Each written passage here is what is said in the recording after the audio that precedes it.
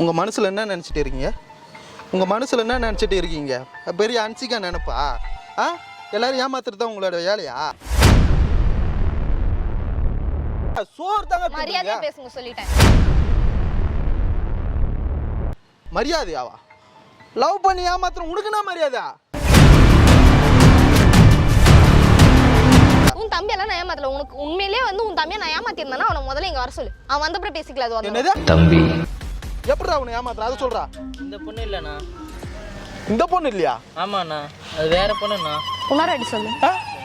நான் குமார் அவசரப்பட்டிய இவங்கல்ல இவங்க இல்லண்ணா. எனக்கு அப்பயே தெரியும் இவங்கள மாரி இவ்வளோ அழகா அம்மன் சிலை மாரி இருக்கும்போது தெரியும் இவங்களா இருக்காதுன்னு.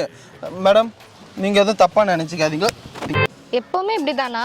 இல்லைங்க எப்பயுமே இல்லைங்க, ஒரு மாதிரி இருக்குதுங்க. நீங்கள் அடிச்சது ரொம்ப அறிவு கண்ணே திறந்துட்டீங்க நீங்கள் அடிச்சு.